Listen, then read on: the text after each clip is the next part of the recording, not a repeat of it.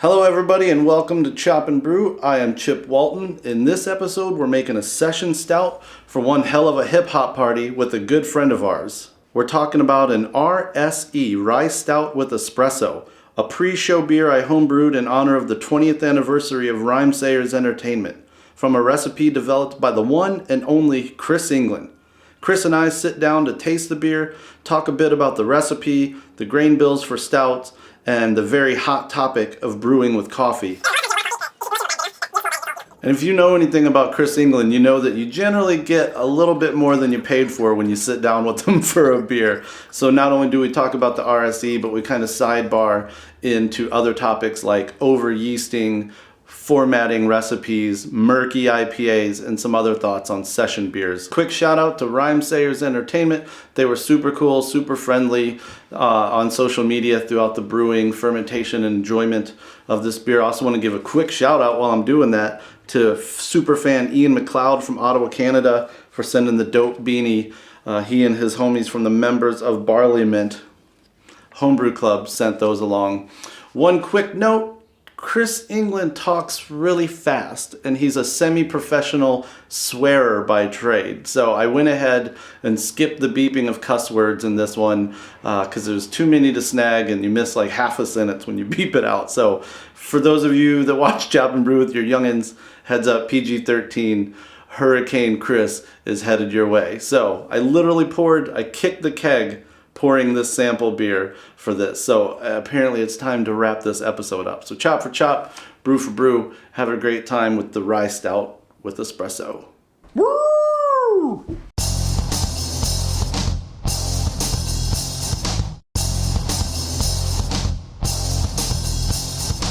So here we are, we're on my porch in St. Paul, Midway neighborhood of St. Paul with one Kristen England. Hello. Doctor. Is it? It is. Doctor. Doctor. I'm not a doctor. Thank God I'm not sick. I'm a love doctor. The doctor of love. Kristen England, pro brewer, Bent Distillery, award-winning home brewer, BJCP, boss man. Is that about it for the resume? Great hug giver. Great. Prove it. Bring it in. Oh, that is good. Right? See? And you smell nice. Thanks, man. That's the key. Smelling nice. All right. So here we're talking about this beer. It's a Rye Stout with Espresso. Basically, late last year, 2015, Rhymesayers Entertainment, hip-hop label out of Twin Cities, turned 20 years old. They threw a giant party in Target Center with tons of their artists, Prof, Atmosphere, Dem Atlas, all my favorites. Everybody but MF Doom. Guess we're not worth coming up from Atlanta for. It was cold, so maybe he was like negative. The mask will freeze. But anyway, so we wanted to brew something low alcohol, kind of for a pre-party beer. I started thinking of beers RSE, that's the abbreviation for Rhymesayers Entertainment. Kris loves gimmicky brewing to abbreviations. One of my most favorite things ever to do. Ever. So I started thinking of things. I came up with Rye Stout with Espresso. I'm a great name and concept creator, but a horrible recipe developer. As you guys all know, that's why I always turn to Dawson. I turn to Vaughn. But the money's in the concepts behind the beers. Yeah. In the names of the beers. Not so much, nobody gives a shit what's in the beer. They just want, you're probably going to beat that. That's fine. Nobody cares about what's in the beer. It's just, they just want it to taste delicious and have an amazing name. Right. So Kris came up with the recipe, and let's just drink it, tasting note it, and talk a little bit about the recipe. And I want to hear your rant about percentages versus poundages. So I think it's important. So this is 3 months old. Yeah. But it could be 6 or 9 months old. There's really nothing in this beer that's going to go bad in that amount of time. Even a year old. I mean, you get all this dark malt in it that keeps really kind of the oxidation flavors down most times. And there's not a whole lot of hops to it in the nose or anything. And it's got this great little roast in it. Just this roast note that just runs dead straight through it. Kind of even without the coffee, it's got that little bit of that kind of espresso character to it. Yeah, not just a straight coffee, but it's great. I mean, for my personal taste, I would have given you a recipe that had a lot more sugar in it, but most people don't play around with sugars that much. So I'd much more have them start with something a decent amount of sugar, then go up. The sugar, you mean the invert? Yeah, and lactose. I do a lot more lactose for sure. Absolutely, a lot more lactose. Okay, which I found the lactose, used it. couldn't find invert in its true form. That's right. It's a UK-ish thing. Yeah. So I mean, I use simplicity. I don't know if that was a good swap out. That sounds like a female like spray of some sort. Simplicity. When you're having those moments, try your simplicity. When you need to up your hug game. Right? Okay. So I used when you smell nice. the Belgian candy syrup, the super light one. Fine. So what was the goal for the recipe, the grist? Right, so we wanted to, I mean, anytime I always start with any sort of stout, you start with the stouty stout part. Right? Stouty stout. So anywhere between 10 to 13 to 14%, I guess, roast of some sorts is usually good for a proper English stout of some, whatever, doesn't matter where you're going with it. If you start throwing debittered stuff in there, that percentage can increase. But 10 to 14% to me is pretty happy. I mean, I usually, as you said, abhor the idea of trying to fit a beer into a name or something, because usually it's like come up with a beer, then come up with a great name for it. You know? Yeah. But we try to do something a little different here. Instead of just using straight rye malt, we used rye, but in different forms, because most people don't play around with forms like chocolate malt or chocolate rye or chocolate wheat and stuff. And the crystal rye, and most of the crystal rye and the crystal wheat have a very different kind of crystally profile than you usually get, right? The crystal rye, they got this little kind of licorice thing almost that runs through it, but you never get it as straight licorice if you use it with enough other flavors. Okay. And the same thing for crystal. Anywhere for English something, anywhere between say 5 to 10 to 12 to 13%, just depending on what you want to focus on. And I always like to keep the invert in straight English stuff under 10%, but the really big stuff can be 15%. The kind of historic imperial brown. Because you're going for. You want fermentability. You want fermentability, but you want the flavor to come with it, and you can't get that. You can't get that with just straight malt. You can't get the fermentation and the great flavors and be able to dry out at the same time. In this case, the base malt is Munich. Absolutely, base malt is Munich. Is that a go-to for you? Actually, you mentioned some kind of brown amber pale ratio, right? So I I say proper a lot. So. You probably name beer proper after me. That'd be fine. Okay. You know, fat proper. That'd be... or chubby proper. I love it when you call me fat proper. Fat proper. Fat proper. With your hands in the... Okay. Yeah. I personally, I would have done a combination of brown malt, amber malt, and some sort of pale malt. Whether it be Marisot or Optic or something like that. You're doing something around the lines of 7-8% amber malt, 3 to 4% brown malt, and the rest pale malt. The rest pale malt, specifically to make it just a more depth of flavor. But Munich is a decent enough example, because Munich it doesn't bring all the other flavors along with it, but it definitely has that kind of meaty, bready, chewy character. Why did you go with that one? Because just for this recipe, I know a lot of people are going to brew this as an extract. So if they're trying to convert things, most people are entirely wrong when they say, "Oh, this is the equivalent of that." I was the technical editor on Gordon Strong's last book, and we focus specifically on the conversions of the equivalents, right? What can you use this? What can you use that? Because there's so many lists online that say, "Oh, this is the equivalent of that," which is not even close. I mean, it's like people haven't even tried it. They just look at the color and they look kind of at a description and they say, "Oh, this is the exact thing." Munich, for me, is not the same, but it gives the same feeling. So what is your intent behind using the amber, the brown, and the pale? What is my intent? My intent is to increase the complexity, not add kind of the burnt character not add any burnt or acrid character to it, but a depth of toast that you can't get with other malts. But the Munich is a good job. If you use dark Munich, the problem with using dark Munich is that you get that dark Munich flavor.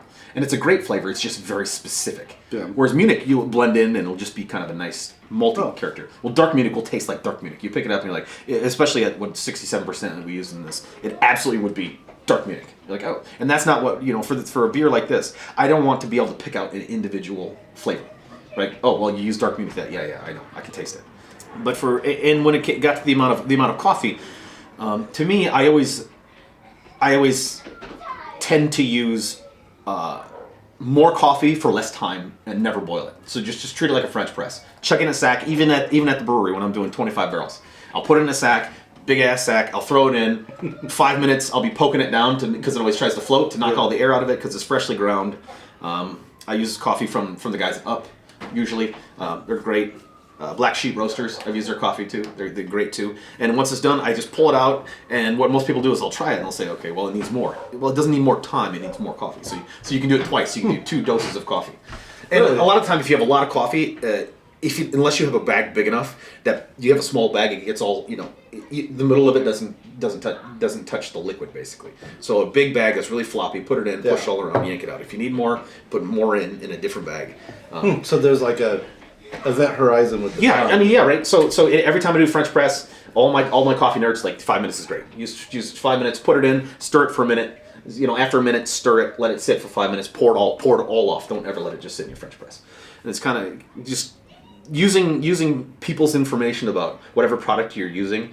Not beer people's information. Like, oh, I've used coffee here before. Like, hey, coffee guy, what would you do? Yeah. Well, this is what I would do. And if you see people that make coffee beers using, coffee people's knowledge. You never see them boil it. Never. But you'll see people throw it right in the boil. They'll just, oh yeah, I'm going to boil this coffee for whatever time. Why would you do that? Sounds horrible. So what I did, at his suggestion, it was 3 grams per liter of ground coffee. Put it in a knockout and just let it hang out. I put it in one of those muslin bags with a tie on it. Right. And after flame out, I think I might have even given it a couple of minutes to like get below 200 even. I guess the idea there is you're not gonna steam that off. Right. It's not gonna necessarily scrub out in fermentation. Say someone does this and they lose too much coffee in fermentation, just make up for a little more in secondary. You can. It's going to be a different flavor, right? It's like the difference between French press and cold press. Right. Early hops, late hops. Yeah. French press specifically, it has kind of all of the flavors and the textures of coffee that you would want, right? You got some tannins in there, and you got a lot of the flavor and the aroma and stuff. Whereas cold press, you don't really have any of the tannins. You don't get any of the bitterness out of it. The whole point of it's being smooth, and it's just really smooth and easy to drink with a great aroma. You can absolutely combine both. I mean, if you're going to do that, I'd probably do like 2 to 1 for the kettle versus cold, but then the same thing, and then. You're going to get most out of your coffee overnight, right? Anytime you make cold press, you can do it overnight. Let it sit overnight, and pull the bag out the next. What do you think? Tasting notes, we kind of briefly touched on, but considering the elements, considering the 3 months. It's great. I mean, it's got this really the first thing you smell is this really bright coffee character, and not just general coffee. It's got almost that great green jalapeno character to the coffee.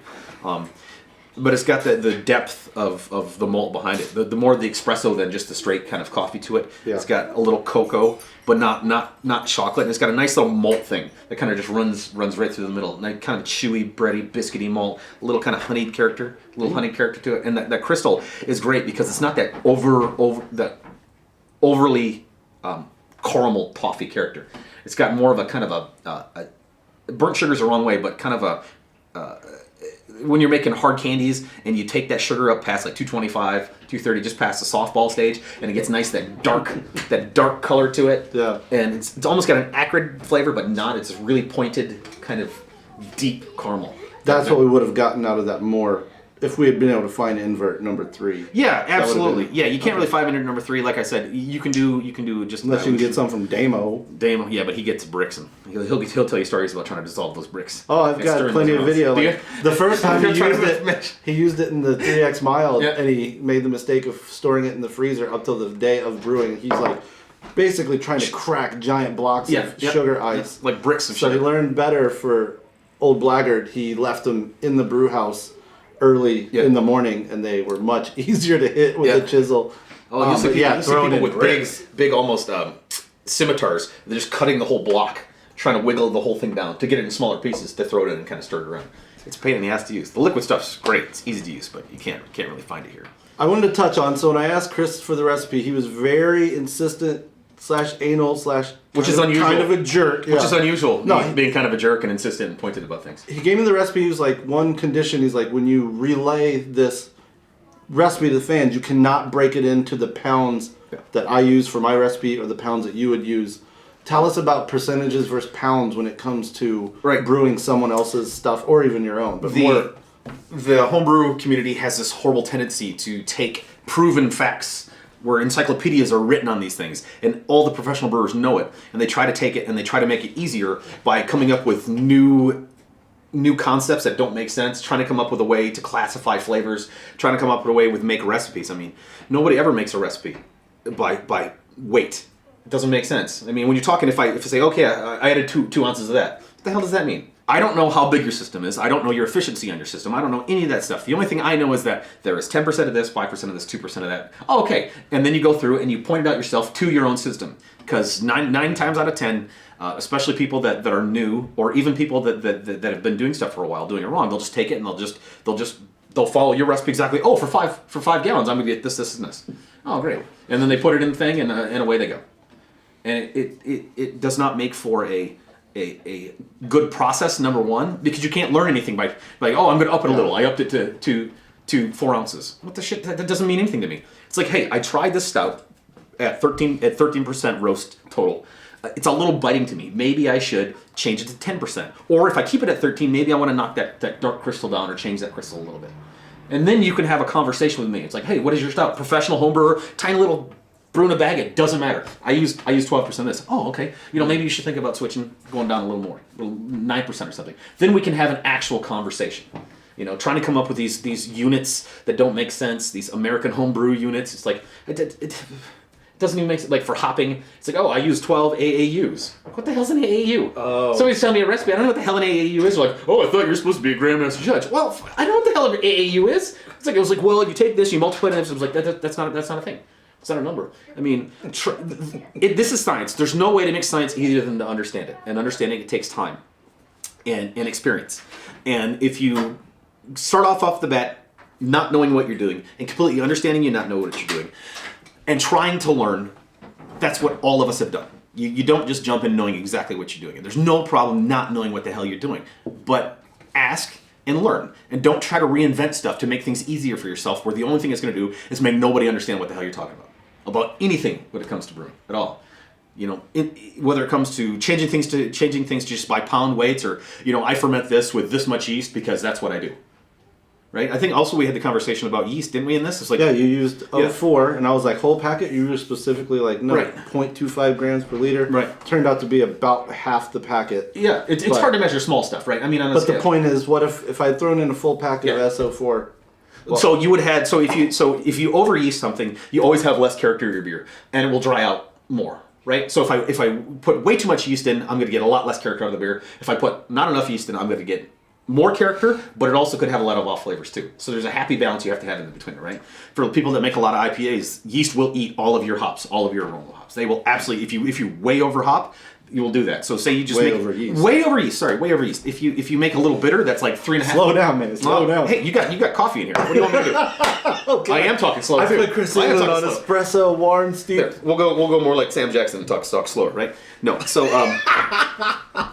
if you over yeast anything, you're gonna have problems just like you would if you under yeast stuff. But people are so absolutely paranoid about under yeasting, which is great, because before they wouldn't give a shit. They just do anything, and you'd have so many problems with beers. You'd have electrical fire beers. You'd have beers that just absolutely stink. Beers that bacteria ridden just because the yeast didn't get started forever. But now you people are understanding, like, okay, I need to add enough yeast. But the Americans specifically add a ton of yeast. I mean, an absolute ton of yeast. Where the Belgians and the English add a whole lot less yeast. A lot less, because the beers that have more character, like especially small beers or even the Belgian ones, if you have a yeast that's very healthy, you can add a lot less of it, right? I mean, the guys at Westmall say, it's a difference between sending in, six elite military soldiers or 1,000,000 grandmas. The 6 elite military soldiers will take care of the job way better than those 1,000,000 grandmas will do. So we need to make 1,000,000 grandma. We should do a trial, like a straight up side by side, and intentionally over yeast a beer. Yeah. So if you put the whole for the grandmas, in the grandma moss. So if you put this in there, you would scrub almost everything out other than the coffee. It's to me, it's too dry as it is now. It's too dry as it is now, and the only thing you'd have behind is just like coffee, brown water, and alcohol, and it'd be biting. You'd have a bite to it. Yeah. Which is not what you want, right? That's cool. And I would probably even use less yeast than this, but I suggested this because I can't control your ability to yeast. I can't control your ability to measure the yeast, because I suggested dry because it's easier for you to measure this than the wet. We could have said, okay, you're gonna take a smack pack, or you take one of the pitchable tubes or the new taste stuff, whatever it is, and you're going to put it into a container, and you're going to add this much liquid, and you're going to add this much amount to it. I mean, I'm usually you a could do dry exactly the yeast same thing. hater too, and I was really happy with the way this turned out. Probably because you told me to cut it in half, because like I've always just pitched Exactly. a whole packet, and maybe that's why I didn't like the beers that they resulted in. To me, the difference between dry yeast and wet yeast is not a quality issue. Is a selection issue, right? So the wet yeast, you have whatever the hell you want. They have any strain, any style, whatever. The dry yeast, it's not just it's dry. Some yeast don't dry well, and they just lose their character, or they change their character. But people have this fallacy that it's worse. Yeah. If you Just use, like an extract beer. absolutely right, fallacy. absolutely right. Yeah, there's I've had some people that only brew extract, and they're some of the best brewers I know. It's not to say that they couldn't make better beer. It's just they have less options. Being an extract brewer, you'd have less options to use. So for the dry yeast, I mean, I've been teaching beer judging and brewing in South America now, at a few different places for a couple of years. And now. they're big on dry yeast. Yeah, because it's really hard for them to get clear customs, right? I mean, one of my friends runs one of the labs at White Labs. Kara's her name. Great lady.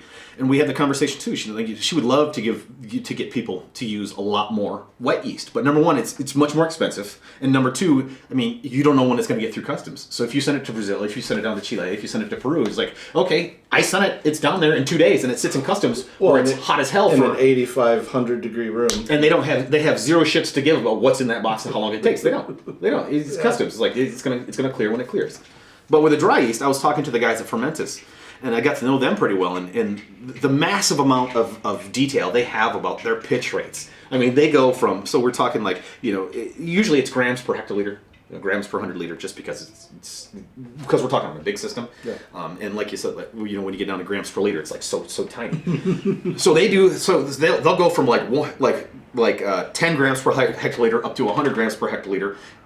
For one side of the scale, or for one side of the graph, and the other graph they go from like 55 degrees Fahrenheit up to 95 degrees Fahrenheit, and they have these great charts that shows this is what happens when you use this, this is what happens when you use this. Fermentus has that new Abbey strain out that people are hating because it's so sulfury and so this, but they're pitching it exactly like it's like 1 gram, or it's like 1 million cells per ml per degree Plato or whatever. They say, specifically on the other hand, you should be under-pitching the hell out of the yeast, because if you don't under-pitch it, it's going to get sulfury. And so for the beer that I did this year, the Brother Vesper, which is basically a Belgian strong dark stout, so kind of combination of the two styles, I used that yeast specifically because I'd done trials with it, and it was just gave this wonderful character. It's kind of got that West Molly character to it, but also a little more depth, kind of like, not the Chimay Beneni type, but more of the kind of the Roquefort that's got that kind of plummy character to it. Kind of a little cross in between. And it worked amazingly well. I mean, and it dries things out, which to me, the biggest problem with the vast majority of Belgian beers in the United States, hands down, let alone the rest of the world, is dryness. They're just not drinkable. They're fat and they're sweet. They're sticky. They're gross. Like me. Oh, well, right. Well, that's all right. 3 out of 4 though. Gross. You're not fat gross. and sticky and You're not, sweet. You're not gross. That's for sure. We've gone completely off the grid. Which never happens. Never happens. So yeah, I think we're good with this. We could clearly do like dozens more. If just throwing it out there, if we could do 4 episodes, say 2 food, 1 beer, and then 1 topical, so that's actually 5. What would you want to do in the next year? 2 food, proper open fire barbecue, Hungarian, all Hungarian food for 1 episode, because most people think goulash is some sort of freaking macaroni noodle, some shit. Okay. It's not at all. Beer wise, I would do. We've talked about many, but many. What IPAs and how not to make them disgustingly murky and still amazingly flavorful. Because the new trend now is to make them look like they have like chicken noodle soup and flour chucked in them. I saw Jamil post a picture the other day that led to a great conversation about. I'm sure people got pissed because he said something like, "This is horrible. This should never be like this." Was it something like that? Because he's absolutely correct. And then everybody was like, "But the one on the East Coast that everybody loves is so When somebody tells me, I don't care who you are, I'm not bagging on a brewer or a brewery, I don't care who you are, when you tell me that I have to shake something up to be able to drink it, and if it falls clear, there's a problem in your process. Because if I have shit falling out in my can, up to, right on your can, and you get the bottom and the dent in the bottom, if it falls up to there, it's not that you don't, I'm not telling you don't like that beer. I'm telling you that if there's that much shit in that bottle, what amazing flavor magic crystals are added to that make that beer so much better when that stuff's in solution. Yeah. Right? When you shake it up, it's like, oh, what is that amazing flavor crystal that's in there that I don't know? The vast majority of these that I had, it's yeast. It's like, I can't say specifically to the one you're speaking, but the vast majority of the ones I've had, it's yeast. It's usually an estery mess that's just got this yogurt flavor too. So what's the other beer one? What did I say? Oh, IPAs, session non-IPAs. beers. How to brew, because the biggest problem in session beers I see in the US, again, is over-yeasting. So you have, or not understanding, they're completely different animals. So your amounts of crystal you're used to using needs to change, it needs to go up, and it needs to be different. You can't just use your C20s and C40s and blend them together like you do for everything else. Not that everybody does it for everything else, but I mean, the best ones you see, I mean, I think it's Notch that has this amazing session beers. A few of those. Devil's Backbone has a few lower gravity beers that are just really, really phenomenal. I mean, just hands down. You know, the most important thing about a session beer, basically we'll say something 4%, is that you don't know it's 4%. You just drink it, right? I mean, Pilsner Quell is 4.4%. Never in a million years did you have one and think it's not 4.4%. And nobody ever calls that, you know, a session beer. I mean, what is it? Session Pilsner. Session Pilsner. Right? Surly's Wonderful Hell, I think that's 4.5%, right? 4.5, 4.7 or something like that. You don't see them advertising it as session because people avoid that word like the plague. Do they? Yeah, oh God, we went from it being the buzzword to it was the buzzword because people didn't understand what the next buzzword would be. So if you see, in Minnesota specifically, you have a drink menu, and the first thing you see is that the vast majority of places flat price stuff. Right. So it's $5, $6, $7, whatever. And your 4.5% your 4.5% thing is $7, and people, not just in Minnesota, but all over the country, they look at that 4.5% and they see it's $7, and they're like, there's nowhere near the worth of that beer because there's one down here that's 8.5% and $7. I'm trying to get cool. Well, sure, you're absolutely right. If you want to talk about dollars, I'm not saying No, I understand. I understand. It's the opposite effect. It's like, well, I don't want to not get crunk. Yeah, exactly. But spend $50. Yeah, exactly. You know, it's like to me, my worth is what's in the glass, not the alcohol content that comes with it. Well, that was more than we expected from an afternoon visit with Kristen England. Really? I guess. I don't know. I thought we were talking for 10 minutes. No, I've been getting paranoid. I think we're gonna run out of card here. It's a 48-minute card. Thanks, man. This recipe is already actually online. We were trying to make up for not having an episode out yet by having the episode. So we will also link it in the video description underneath this episode. chopandbrew.com/recipes. Chris England, it's not going to be the last time you see this guy. He lives like 3 blocks away now. Yeah, we just moved. It's good or bad for you, one of the two. We'll see. It's bad for the people on Snelling Avenue, that's what I know. All right, man. Cheers. Chop for chop. Brew for brew, buddy. All right.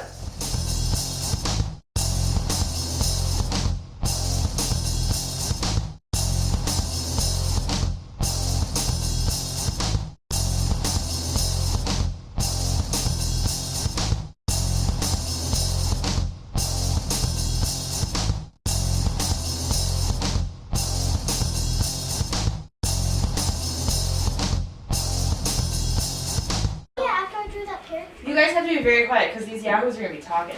I don't know about very quiet. Ooh, yahoos. Most of the things Chet films, there's usually people cackling in the background. Yeah. Go play in the dog poop mud. Yeah, it's dog poop back Poop there. slash, because you know Auntie would find something as a soccer ball and slip and land right in the shit. Let's not overthink it. You need a pen? Yes. Usually. There we go. Do you need a pen? I do, because he took my pen. pen. What the fuck do I need a pen? What am I taking notes of? What's it taste like? No, really. Here's a ghetto coaster. How about that? Oh, yeah, sweet. Here's your ghetto coaster, dog. This is how we reuse, recycle, repurpose. Let's get some kids on here to do some newscasting. Yeah, Starway. Dieses Morgen hat eine Polizei eine Kind gehauen. Und der Kind ist jetzt tot. Oh. Und da war ein Hund dabei und der Hund hat weggerannt und So, Charlie. da ist der Hund. Heute war Und auch die einfach Der Name von dem Hund war Charlie und die Kids war Frank. Frank. Und meine Freundin Bob hat rausgegangen und hat zu einem Park gegangen und der hat auf Eis gegangen und dann hat er durch eine Hohle durch den Wasser gefallen. So, der war Seeturtles und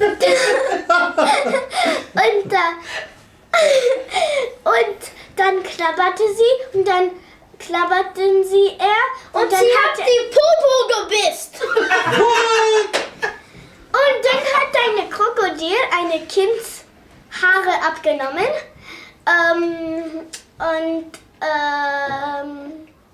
was ist das? Wasser. Und das ist irgendwie eine Wasser. Kotonomachi Hauptagba, Belle Sortan Kragba, Sharineri Moshtaki, Frida Bulosh, Dokotaki. Great hug giver. Great. Prove it. Bring it in.